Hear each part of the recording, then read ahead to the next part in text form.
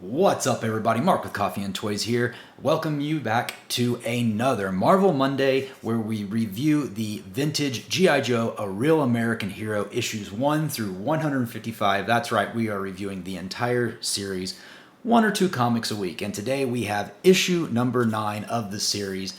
But before we jump into that review, welcome. My name's Mark. I'm with Coffee&Toys. I talk about coffee. I talk about toys. Evidently, I also talk about comic books. But basically, I love G.I. Joe, I love action figures, I love stuff from the 80s, and that's what this channel talks about. We review action figures, both old and new, and we review comics, both old and new. And right now, on Mondays, we go through the Marvel run, like I said, of G.I. Joe, A Real American Hero. And with that, today we will be reviewing G.I. Joe, A Real American Hero, issue number 9, entitled The Diplomat. This issue came out in March of 1983, and it is written by Stephen Grant. That's right, Stephen Grant writes this issue, no Larry Hama involved. Artist Mike Vosberg, inker Schick Stone, letterer Janice Chiang, colorist Andy Yanchus, I hope I said that right, editor Dennis O'Neil, and editor-in-chief Jim Shooter.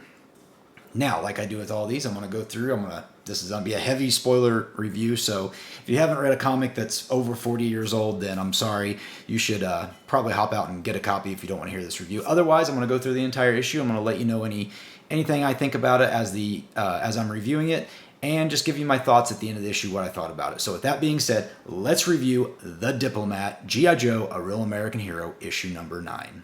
Before we jump into it, though, make sure you check out coffeebrandcoffee.com. They have every sort of coffee for your needs. Any purchase you make through them using the affiliate link below or the promo code Coffee&Toys, that's COFFEENTOYS, helps the channel, you help support a great American business, and you get yourself some fine coffee, like I'm drinking out of this fine mug today. That being said, issue number 9 of G.I. Joe, A Real American Hero starts off with a small farmhouse in Nebraska where we see Stalker, Breaker, and a couple of other unnamed G.I. Joe green shirts. They suddenly break into this farmhouse, and it turns out this is a Cobra stronghold. And the Cobra team quickly starts erasing all their data, setting everything to just delete itself. And Stalker gets up to the screen. He sees Cobra Commander on the screen, the terminal. Cobra Commander informs him it's too late, and Breaker realizes just in the nick of time that the farmhouse is going to explode. He pushes Stalker out the front door, and the farmhouse explodes. We cut back to the G.I. Joe headquarters, where Hawk is reviewing this mission the next day, and he basically says Breaker was able to recover from what he calls a proto-pack or something like that, basically a tape drive. Breaker finds that there's an information about an assassination attempt, and that Brian Hazel, he is the State Department diplomat that is working with a Persian Gulf country called Al-Alawi. And the purpose between Representative Hazel and this country are that the U.S. needs to gain more influence in the Middle East, and that they need to protect Hazel from a possible assassination attempt from Cobra. So, Clutch and Scarlet are therefore assigned to protect Mr. Hazel, while Stalker and Snake Eyes are assigned to track down any information they can find about Cobra's assassination plan attempt, their attempt at this assassination. Scarlet whines about not wanting to work with Clutch, and Hawk says to her, "You have orders, soldier." And personally, I don't really like, it seems like in a lot of these early issues, they really, not to get too PC into it, but they really do make Scarlet seem like a more whiny than she needs to be. It's just not, as the issues progress, she's not whiny anymore, and she certainly does hold her own in fights, which I appreciate, but it seems like she's always whining about something, and it just, maybe it's just me. You guys let me know in the comments below if you think that in these early issues they kind of made Scarlet whiny and stuff, which is a very different thought I have when I think of Scarlet in my head. I always see her as like, she's a commanding officer, she's a commanding presence. But anyway, just my thoughts on this issue. She's whining about Clutch, whatever. So a few minutes later, we go now to the beach, and Representative Hazel is on the beach, and Scarlet's following him everywhere he goes, and he's getting pretty annoyed about it. He's like, "Hey, I'm here trying to enjoy the rest of my vacation, before I have to go to this meeting with the representative from Al-Alawi. And she's like, sorry, orders are orders, and I've got to stick to you like white on rice. And so she's on him, and suddenly these frogmen come out of the ocean, and they're Cobra soldiers. And they immediately take aim at Hazel, open fire with their harpoon guns, and Scarlet manages to knock him out of the way before that happens. Clutch actually pops out from being laying under the sand with a machine gun and just starts unloading on a crowded beach, no less. It's very interesting. Very interesting to see this. And the frogmen quickly retreat back to the ocean. A few minutes later, we go back to Hazel's hotel room, and Scarlett's pretty impatient. She's waiting. She's like, why are you taking so long? He goes, sorry, I forgot my briefcase. I'm grabbing it now. And then suddenly, Scarlet hears the sound tick, tick, tick, tick, tick. And she realizes that it's a bomb. They can't leave. The door's been locked or jammed. They can't get out of their hotel room.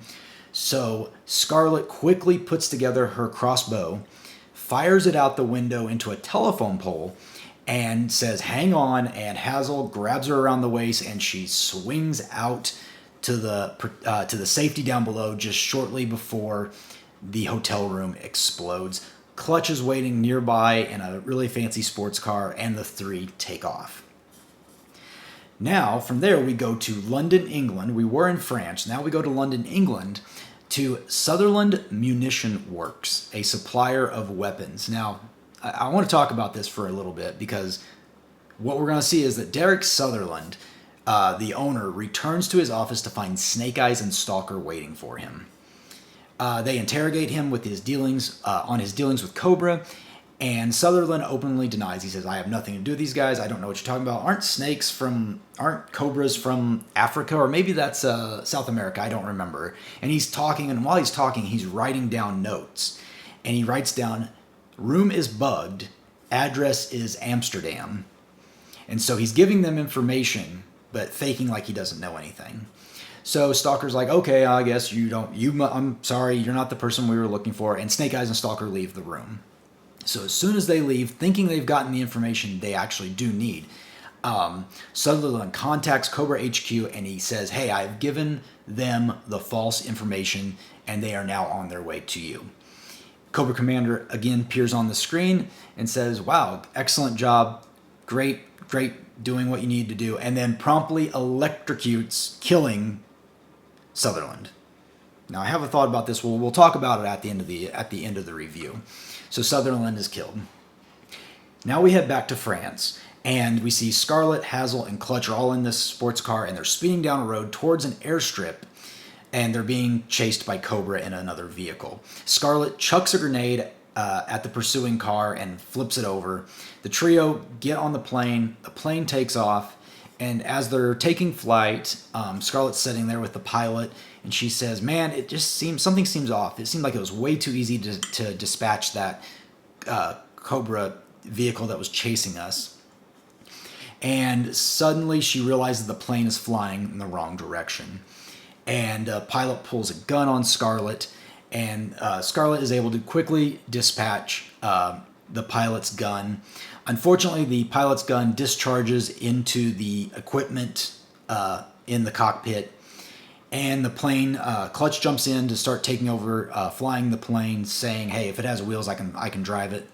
But the plane is careening down into the mountains, and in the last possible second, he's able to pull up enough to cause the plane to essentially crash land, but the plane does come flat stopped at the end of a major precipice, and Hazel, Clutch, Scarlet are able to use the same vehicle that they were driving earlier that is now in the plane. They drive it out of the plane, and just then the plane tips over into the ravine, and once again our G.I. Joe team of two plus Hazel are able to escape.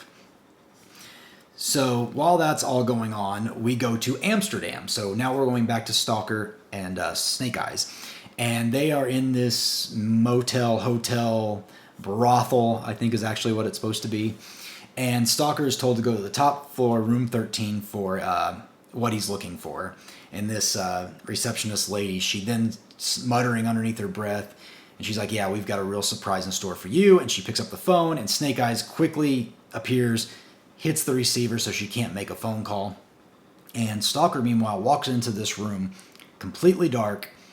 Door closes behind him, and Cobra Commander, or actually a hologram of Cobra Commander, appears.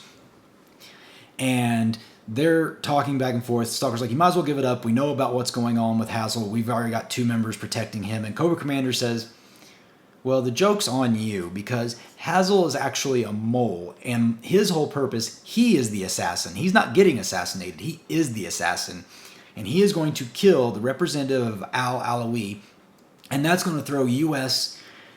Middle Eastern relations into complete turmoil, and you guys will never get a foothold back into the Middle East. And Stalker once again is like, well, why are you telling me this? And Cobra Commander's like, because you're going to die. And just then, gas starts filling up the room. He can't get out the door. He can't shoot his way out. And the last second, he manages to radio Snake Eyes, who breaks down the door somehow, some way, and pulls Stalker out and says, Stalker says we have to contact Clutch and Scarlet immediately to tell them that they're essentially taking the assassin directly to the Persian ambassador or representative. Now we go back and we are in the Italian Alps. Scarlet and team are being chased by a helicopter. They can't catch a break. And Clutch is driving them down a very steep and windy road. After barely avoiding 2 cars on this 1-lane road, the team now has to avoid the helicopter, which is now throwing gas canisters at them from above. Unfortunately, the gas does manage to affect the 3 folks, Scarlet, Hazel, and Clutch, and they go careening off the side of the cliff. The car lands in the ocean or in the lake, whatever it is. And the helicopter starts descending down to take a look at the handiwork, and we see Scarlet's glove come out of the water and grab the landing gear of the helicopter. She pulls herself in, all while throwing the Cobra operative out of the helicopter. She goes back and rescues Hazel and Clutch, and they continue their mission to get the 2 representatives together. Now, as they're flying away, Hazel pulls out a pistol and reveals that he is indeed the mole, and that he is going to have Scarlet and Clutch set the helicopter down in a small wooded cabin at the lower side of the mountain. They get out, they get wrapped up. There's 2 Cobra troopers there, and Hazel, as he's leaving, says, when you hear the shot, that means you can execute him. I'm far enough away, and we'll be done. Now, while this is all going on, I guess there is a little more. So he leaves. Clutch and Scarlet manage to free themselves from their ropes, and one of the troopers hears a noise inside the house. He goes to check it out, and then he's violently dragged through the door. The other trooper hears it. Of course, he is dispatched with a quick kick to the face from Scarlet. And the 2... I kid you not. Scarlet puts on skis and begins skiing down the mountain, saying there's no time for Stalker and Snake Eyes to get from where they're at to the mansion or whatnot where the representatives are meeting each other. So she puts on these skis and she starts skiing downhill. In the mansion, back down on the lower side of the Italian Alps, Alawi's representative is told that the American State Department representative, Hazel, is on his way, and meanwhile, they're just starting to meet up, and they get together finally. Hazel pulls out his gun, and you see in the background Scarlet coming down the mountain, and she's getting closer and closer, and then finally she bursts through this ginormous window where both Hazel and the Al-Alawi representative are, and she goes to kick the Hazel. She kicks Hazel in the face wearing the ski, but it's too late. He managed to get off a shot, and he kills the representative from Al-Alawi. At the same time, Stalker, Snake Eyes, and some military personnel break in, and Hazel quickly changes his tune and says, oh my gosh, this lady is a killer. She just killed the representative of Al-Alawi, and now she's trying to kill me. And everybody just kind of stops for a second, and suddenly the representative of Al-Alawi sets up and says, that's not the way that story went down, basically. And he says, where I am from, in my land, assassinations are a fact of life. and so are bulletproof vests. And he reveals that he was wearing a bulletproof vest the entire time, and that, obviously is not dead. So with that being said, the representative of Al Alawi walks up, just completely slaps Hazel in the face, and Stalker and Snake Eyes take him into custody. Therefore, saving the day, even though the G.I. Joe team technically failed their mission. They did not protect, well, I guess they didn't really know. But finally, back at Cobra Central, the news gets to Cobra Commander about his foiled scheme. The Cobra Trooper relaying the news is very, very worried about what's about to happen to him because he's giving Cobra Commander this terrible news. And Cobra Commander reluctantly says, "How unfortunate." And he reads the memo, he throws it up in the air, lets it land on the ground, and begins walking off. The trooper says, "You're not angry?" Cobra Commander responds, "Should I be? It was only a game, and there will always be another game." And the issue ends. So, that is the review of G.I. Joe, Real American Hero, issue number 9, The Diplomat. Leave a thumbs up if you like this. I'm going to give you kind of my final thoughts on this issue, some things I thought about as I read the issue. Again, this is another issue not penned or written by Larry Hama, and I liked it. It's, again, I'm not trying to discredit Larry. He came up with 95% of the G.I. Joe universe. Almost every single story, all the dossiers. But that being said, I am enjoying these other takes on, we just get so many different writers. Sometimes we get Larry, sometimes we get different writers. We get Herb Trimpe every once in a while. But this was an action-packed episode, issue, whatever you want to call it. And some things that stuck out to me are, it always seems to be, at least in the last few issues, there always seems to be this thing where Cobra has a plan, then they have a backup plan, and then they have another plan. In this one, it was always the hero gets stuck, the hero gets stuck, the hero gets stuck, and they always manage to get out of it. They kind of have this three-peat of how they tell these stories, which is fine. I like it. It's easy. It's a good cadence, and I do enjoy it. What I wanted to get to with Sutherland was that it's very interesting. I wonder if we ever hear back about Sutherland again, because this is the guy that was supplying ammunitions to Cobra. This is not Destro. So we know Destro is going to be coming soon. I don't remember what issue Destro first appears in, but I think it's in the teens. I think is when he first appears.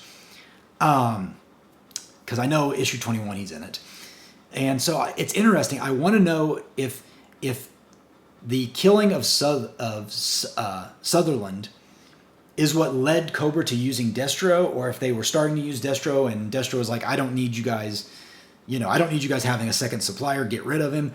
I mean, I feel like there's some fan fiction that should have been written if there wasn't already in the comics. So very interested about that. Maybe I'll learn more about it. Very interesting, though, that the supplier for Cobra weaponry gets axed by Cobra Commander in this issue. That was one of the big takeaways I had. Like I said, don't like how they kind of make Scarlet whiny, but because they've been doing that in the last couple of issues, specifically with Clutch. I don't know if maybe initially they were trying to set up some sort of romantic relationship with those two and just scrapped it. She always seems to have an issue with Clutch. But I do, again, like that she is, when it comes to taking out people, she does that a lot in this issue. This is a Scarlet-heavy issue. Really like that. Don't get a whole bunch from Snake Eyes. He's just kind of there in the background. And yeah, I like that, I like the story overall. It was a fun, crazy but believable story. Cobra putting a mole in to actually kill this person, tricking G.I. Joe into thinking it's the opposite way and they need to be protecting the actual mole. So very fun issue altogether.